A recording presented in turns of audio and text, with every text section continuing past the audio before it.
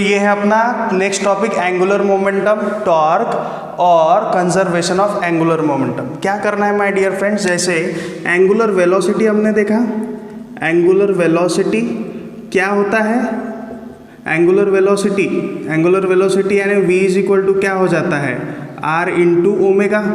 ठीक है, angular acceleration क्या होता है, a is equal to r alpha. तो वैसे ही एंगुलर मोमेंटम होता है r इंटू पी।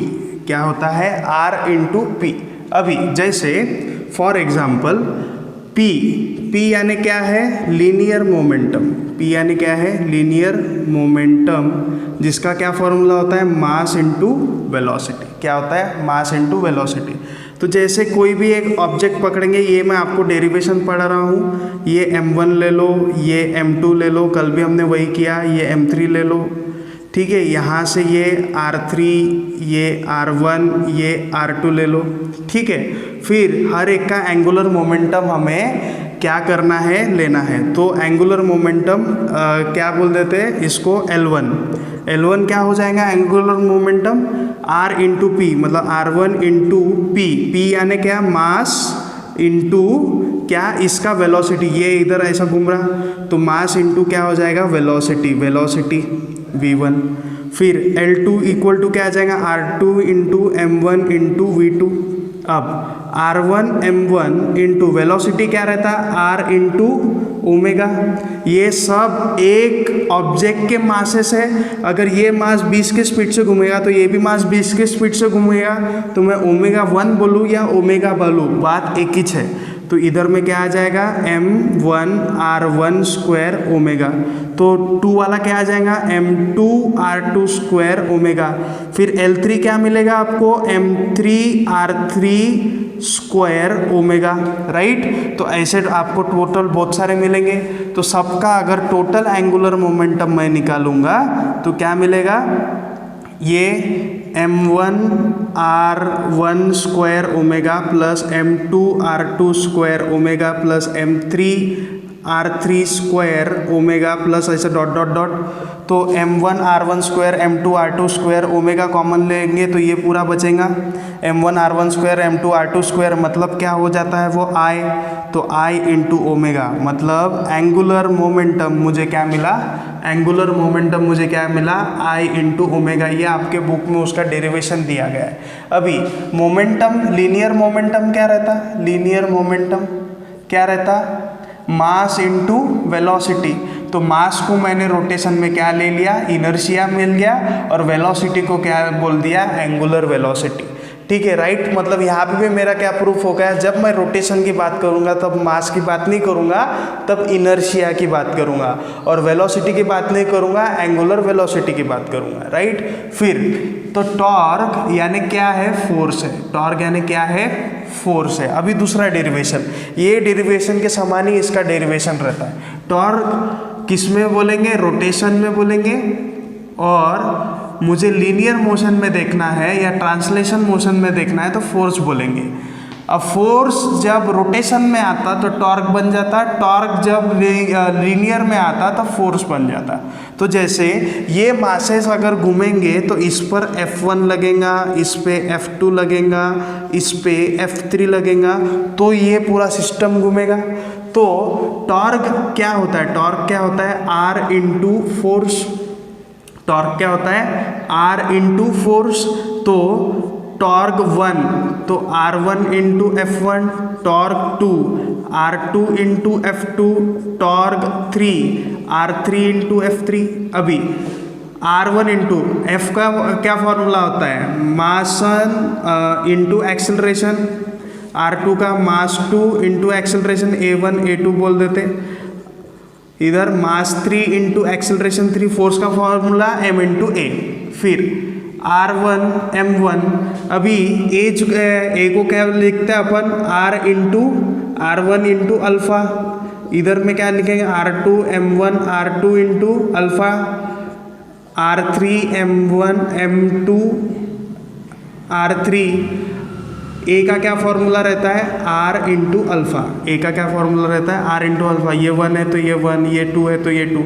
अल्फ़ा को क्यों कॉमन लिख रहा हूँ, क्योंकि अल्फ़ा जो है वो मास का क्या है, एंगुलर एक्सेलरेशन। तो जितना एक्सेलरेशन इस मास का रहेगा उतना ही इसका भी रहेगा, उतना ही इसका भी रहेगा। अगर आप बस में ट्रैवल कर रहे हो, अगर आप बस में ट्रैवल कर रहे हो, आपके बाजू वाले की स्पीड 20 किलोमीटर पर सेकंड है, तो आपकी भी स्पीड कितनी रहेगी, 20 किलोमीटर पर सेकंड ही रहेगी, क्योंकि आप जिसके बाजू में बैठे हो वो सेम बस में है। तो जितनी बस की स्पीड उतने आपके दोस्त की स्पीड, उतनी ही आपकी स्पीड। तो वैसे ही जब एक ऑब्जेक्ट में जो छोटे से मासेस है, अगर इसकी जितनी स्पीड है उतनी इसकी रहेंगी, उतनी ही इसकी रहेंगी। तो इसलिए सबके लिए मैंने अल्फ़ा मतलब एंगुलर एक्सेलरेशन सेम लिखा। तो इससे हमको क्या पता चला, m1 r1 स्क्वायर अल्फ़ा, यहाँ पे m2 r2 स्क्वायर अल्फ़ा, यहाँ पे m3 r3 स्क्वायर अल्फ़ा। तो टाउ n कितना हो जाएगा, mn rn स्क्वायर अल्फ़ा। सबको अगर मैंने ऐड किया, टोटल निकाला उसका, तो टाउ 1 टाउ 2 टाउ 3 अप टू, तो सब में अल्फ़ा कॉमन आ जाएगा और अंदर में क्या बचेगा, m1 r1 square, m2 r2 square plus m3 r3 square. इसके पहले भी एक्सप्रेशन में वही बचा था, तो उसके जगह पर मैंने क्या ले लिया था, I। तो I इंटू अल्फ़ा, तो ये टाउ। और फोर्स क्या रहता है, मास इंटू एक्सेलरेशन, ये I। तो मास के जगह पे क्या आ गया, मोमेंट ऑफ इनर्शिया, और A के जगह पे आ गया अल्फ़ा। मतलब यहाँ से मेरा ये फार्मूला और ये फार्मूला क्या हो गया, मैच हो गया। तो इससे मुझे क्या पता चल रहा है कि जब मैं रोटेशन की बात करता हूँ तब मास नहीं लेते, तब क्या लेते हैं, मोमेंट ऑफ इनर्शिया लेते। जब मैं लीनियर की बात करता हूँ तब एक्सेलरेशन लेते, रोटेशन की बात करता हूँ तो एंगुलर एक्सेलरेशन लेते। फिर कंजर्वेशन ऑफ एंगुलर मोमेंटम, इसमें भी क्या करना है, देखो सिंपल है। क्या है, अभी एंगुलर मोमेंटम क्या निकला, L is equal to r into p, बराबर आर इंटू क्या मिला, पी। अब मैं इसको क्या कर देता हूँ, डेरिवेट कर देता हूँ dt के रेस्पेक्ट में, तो d into r into p upon d t. अब यहाँ पे डेरिवेशन का फॉर्मूला लगता है, जब दो मल्टीप्लाई का डेरिवेशन होता है तो फर्स्ट डेरिवेशन करेंगे, सेकंड को कॉमन, फिर फर्स्ट को कॉमन रखेंगे, सेकंड का डेरिवेशन करेंगे। ये उसका फॉर्मूला रहता है। सो डेरिवेशन हो जाने के बाद में एक चीज़ हमको ध्यान में रखनी कि जितनी भी क्वांटिटीज़ है ये सब क्या है, वेक्टर्स है। क्या है, वेक्टर्स है। क्या है, ये वेक्टर्स है, जो हम लोग एरो से डिनोट करते हैं इसको, राइट। फिर तो P बाहर है तो उसको डेरिवेट नहीं कर रहे, R का डेरिवेशन मिल जाएगा v वेक्टर यानी velocity plus R vector into, अगर आप P का यानी लीनियर मोमेंटम का डेरिवेशन करते हैं तो हमको फोर्स वेक्टर मिलता है, राइट, और dl वेक्टर अपॉन dt।